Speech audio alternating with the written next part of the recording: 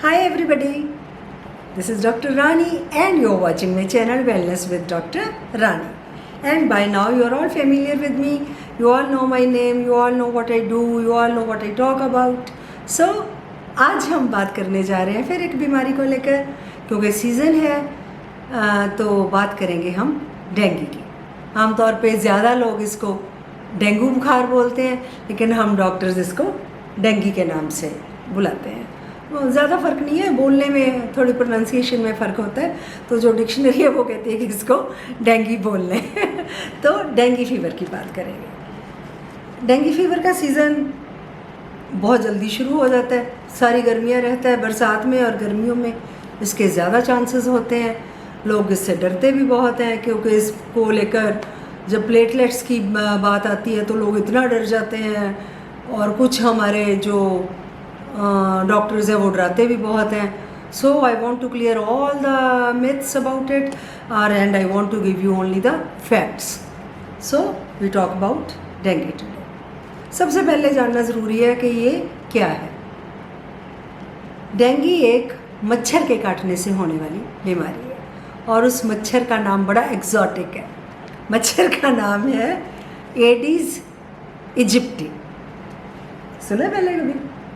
है ना, बचपन में हम मलेरिया का पढ़ते थे कि एनोफ्लीज़ है, सिर्फ फीमेल है, वो काटती है। तो फिर मच्छर उस बीमारी से बोर हो गया, उसने सोचा कि कोई और बीमारियां भी करनी चाहिए, तो उसने अपने उसमें कैरिकुलम में ये डेंगू ऐड कर लिया, चिकनगुनिया ऐड कर ली। तो ये नई नई बीमारियां जो पहले कभी नहीं सुनी थी। अब तो खैर डेंगू को बहुत देर हो गई आए हुए, लेकिन जब पहली बार आया था तो हमें डेंगू के बारे में पता ही नहीं था, ये कहाँ से आ गया, क्या है। जब हम पढ़ते थे तब डेंगू का कोई जिक्र नहीं होता था, हमारी टेक्स्ट बुक्स में डेंगू के बारे में कुछ नहीं मिलेगा। तो then we had to update our knowledge कि ये क्या है। जो बात सामने आई वो यही कि ये मच्छर के काटने से होती है। मच्छर जो खुद पहले इन्फेक्टेड होगा, मच्छर का नाम मैंने आपको बता दिया, एडिस इजिप्टी। एंड वो अगर उसमें ऑलरेडी वो है, इन्फेक्शन है, तभी वो आपको वो इन्फेक्शन देगा। And most important, this is a viral disease. आमतौर पे दो तरह की डिजीज़ होती हैं, वायरल और बैक्टीरियल। जो बैक्टीरियल होती है they respond to antibiotics, they respond to some treatment. लेकिन जो वायरल होती हैं, वायरस का ट्रीटमेंट अभी तक हमारे पास नहीं है। वायरस का हम क्या ट्रीटमेंट करते हैं? सिम्प्टोमेटिक, जो लक्षण है वो हम उसका ट्रीटमेंट करते हैं। बुखार है, बुखार की दवाई, उल्टी है तो उल्टी की दवाई, बॉडी पेन्स है तो उसकी दवाई। तो उस हिसाब से इसका जो है ट्रीटमेंट किया जाता है। मतलब ये है कि वायरस के लिए हमारे पास स्पेसिफिक अभी तक ना कोई वैक्सीन है और ना इसका कोई जो हम बोले कि स्पेसिफिक इसका कोई ट्रीटमेंट है। सो ये एक वायरल डिजीज़ है। क्या क्या सिम्टम्स होते हैं? It's just like any viral disease, जो बाकियों में होते हैं वही इसमें होते हैं। फीवर होता है, आपको हाई ग्रेड फीवर होता है। मच्छर काटने के विदिन 7 डेज ऑलमोस्ट इसका जो इंक्यूबेशन पीरियड हम मानते हैं ना, इंक्यूबेशन पीरियड का मतलब है कि आपको मच्छर ने कब काटा और आपको कब बीमारी शुरू हुई। ये 2 to 7 डेज़, आमतौर पे 7 डेज़ होता है। 5 to 7 डेज़ में आपके सिम्टम्स आने शुरू होते हैं। तो सिम्टम पहले, अच्छा सिम्टम से पहले मैं आपको एक और बात बताऊंगी कि ये मच्छर काटता कब है। ये ना अर्ली मॉर्निंग और इवनिंग का मच्छर है। या तो अर्ली मॉर्निंग जब आप बाहर निकलते हो तब आपको काटता है, पर मोस्ट फेवरेट इसका जो टाइम है ना, वो जो इसको हम बोलते हैं घुसमुसा टाइम, कि दिन छिपने वाला है पर अभी छिपा नहीं है। इवनिंग टाइम है जब हम सोचते हैं कि चलो हम बाहर बैठकर चाय पी लें, कोई गपशप कर लें, कोई आपके नेबर आ गए हैं, कोई फ्रेंड आ गई है, आपका कोई फ़ोन आ गया है, तो आप सोचते हो कि चलो मैं बाहर लॉन में बैठती हूँ, उनसे बातें भी हो जाएंगी।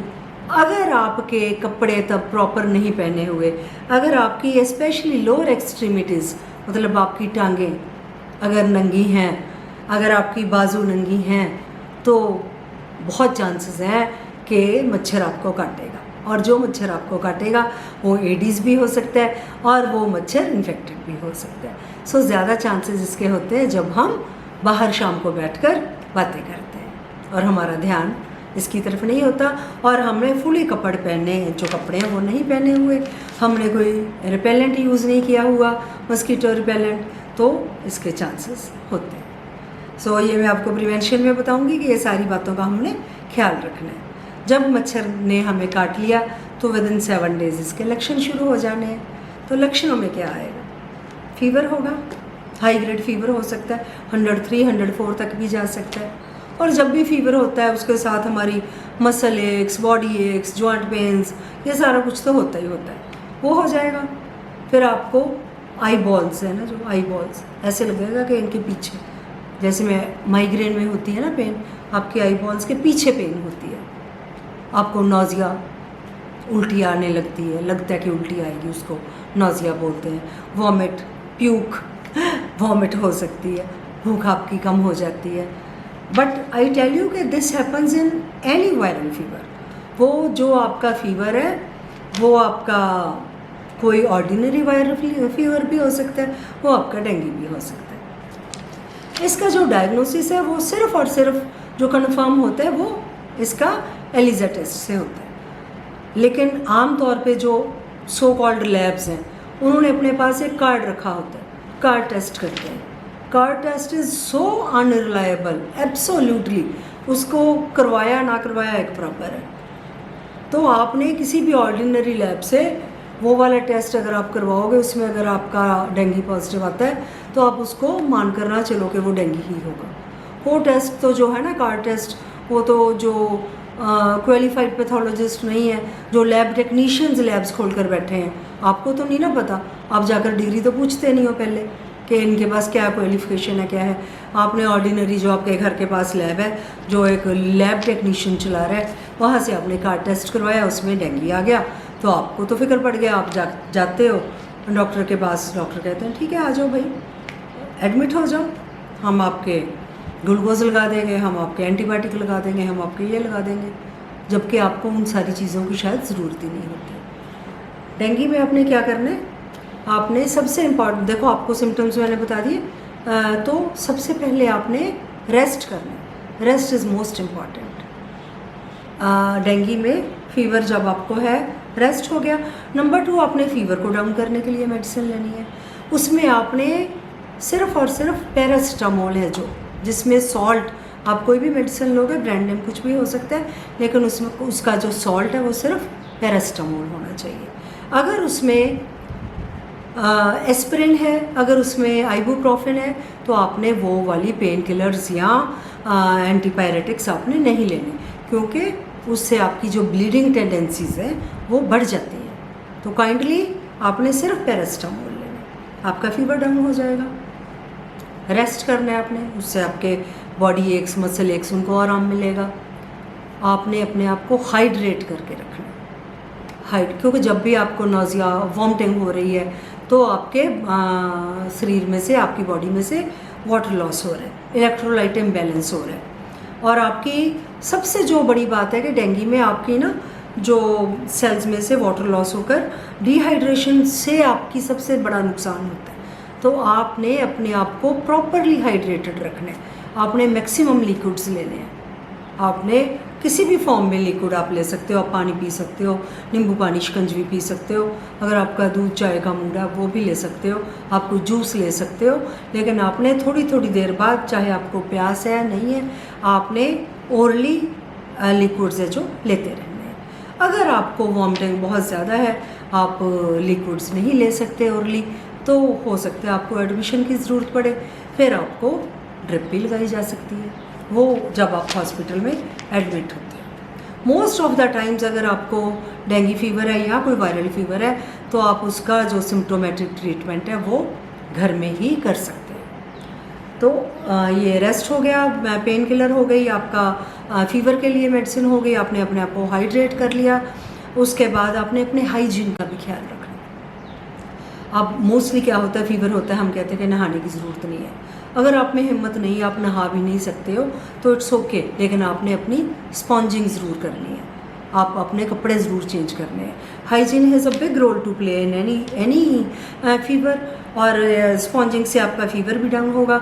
एंड जब आप अपनी स्पॉन्जिंग करते हो, कपड़े चेंज करते हो, तो you feel good about your self. तो आपको अपना हाइजीन मेंटेन करना बहुत ज़रूरी है।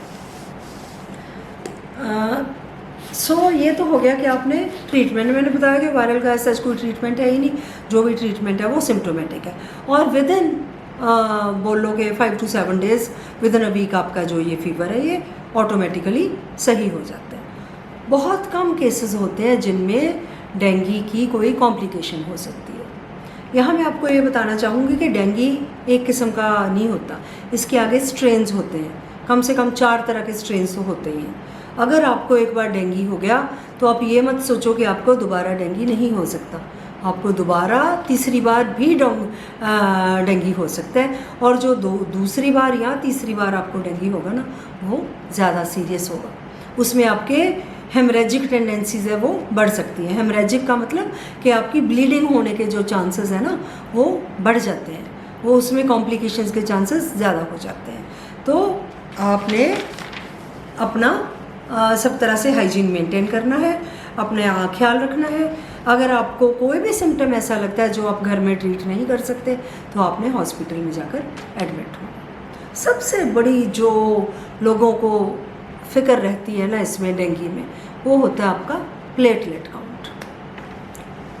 प्लेटलेट्स हमारी बॉडी में क्या काम करते हैं? ये हमारे ब्लड को क्लॉट करने का काम करते हैं। प्लेटलेट्स 1.5 लाख से लेकर 4 लाख पर माइक्रोलीटर ऑफ ब्लड होते हैं। जब भी हमारी जो लैब में से रिपोर्ट आती है ना उसमें हमारी 1.5 लाख से 4 लाख के बीच में आती है।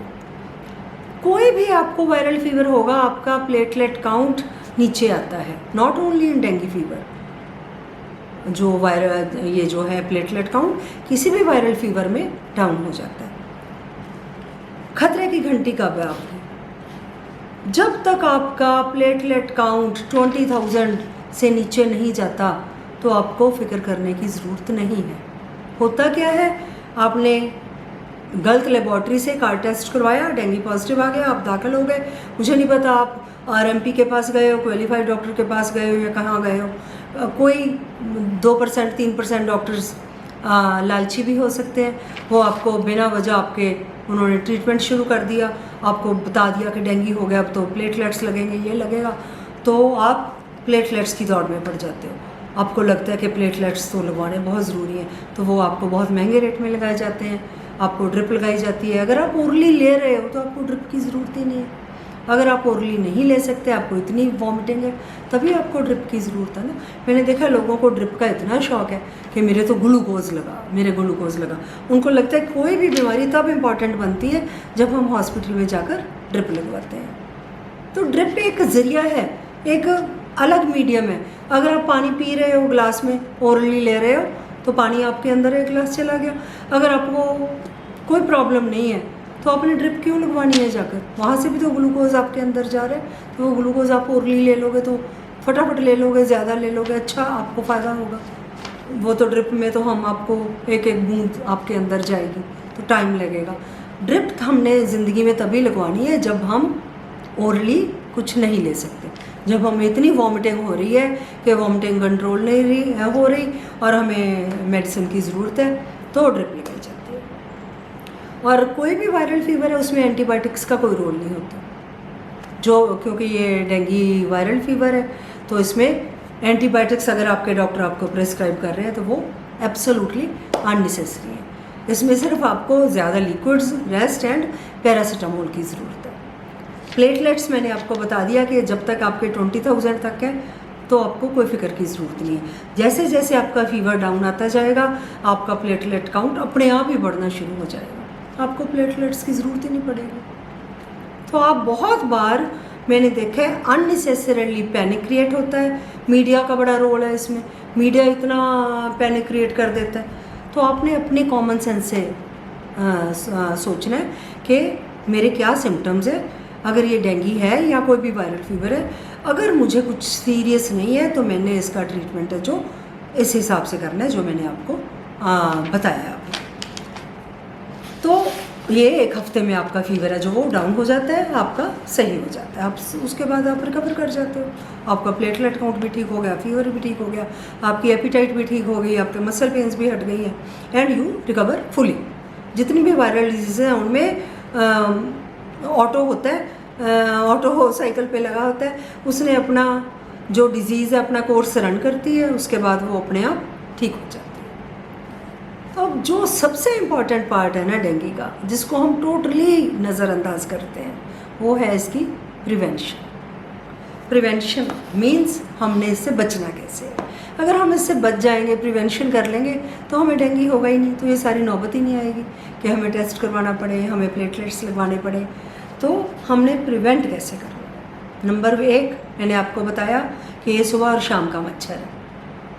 आपने सुबह शाम कोशिश करनी है कि आप घर के अंदर रहो, अब बाहर ना निकलो। अगर आपने बाहर आपने जाना ही है तो आप अपनी लेग्स को और अपनी आर्म्स को फुली कवर्ड, आप फुल स्लीव्स शर्ट पहने, अपनी लेग्स को पूरा कवर करें, और आप कोई ना कोई मस्कीटो रिपेलेंट ज़रूर यूज़ करें।